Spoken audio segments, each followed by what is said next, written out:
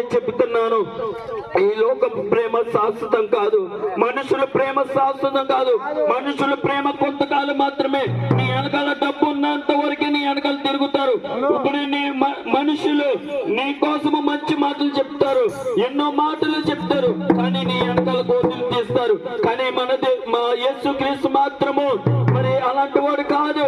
నువ్వు ఎన్ని తప్పులు చేసినా మా దేవుడు ప్రేమించే దేవుడు. మా దేవుడు ఎన్నో కార్యాలు చేసేవాడు. అప్పుల్లో ఉన్నావా? అలాగే కుటుంబంలో సమాధానం లేదని బాధపడుతున్నావా? ఎందుకు నా కుటుంబం, నా భర్త సరిగా లేదు, నా భార్య సరిగా లేదు, నా బిడ్డలు సరిగా లేదని నువ్వు బాధపడుతున్నావు? లేదు, ఒక వ్యక్తి ఉన్నాడు, ఆ వ్యక్తికి నువ్వు చెప్పుకో. మనుషులు చెప్పుకుంటే నువ్వు వ్యర్థం అవుతున్నామో, కానీ అది దేవుడి దగ్గర నువ్వు చెప్పుకో. మా దేవుడు ఏదైనా చేస్తాడు, మీ కుటుంబంలో కార్యాలు చేస్తారు. మరి ఈ మాటలు నువ్వు వింటున్నావమ్మో, మరి ఈ మాటలు విని నువ్వు మరి కార్యాలు పొందుకోవాలంటే ప్రార్థన చేసుకున్నాము. ప్రార్థన చేస్తాం మీ కొరకు. మహాపరిశుద్ధ ప్రేమ కలిగిన అత్యంత సింహాసుడు నీకే స్తోత్రాలు తండ్రి ప్రభువా. అయ్యా, ఈ మాటల ద్వారా తండ్రి ప్రభు ఎంతమంది తండ్రి ప్రభు విన్నారు తండ్రి ప్రభు, వాళ్ళ కుటుంబంలో మీరు దీవించండి, ఆస్వాదించండి తండ్రి ప్రభు. అయ్యా, కుటుంబంలో సమాధానం లేదని ఎంతమంది బాధపడుతున్నారు.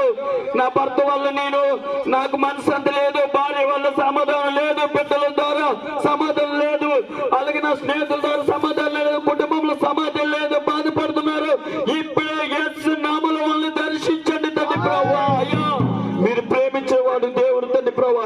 ఎన్నో జీవితాలు పాడైపోతుంటే మీరు తండ్రి ప్రభు నిలబెట్టుకుని మీరు కార్యాలు చేస్తూ వాళ్ళ జీవితాలు బాగు చేస్తున్నారు కదా తండ్రి ప్రభు. ఈ ప్రాంతంలో ఏ కుటుంబము నశించిపోతుందో, ఏ వ్యక్తి నశించిపోతున్నారు తండ్రి ప్రభు, ప్రతి వ్యక్తిని మీరు దర్శించండి తండ్రి ప్రభు, మీరు సహాయం చేయండి.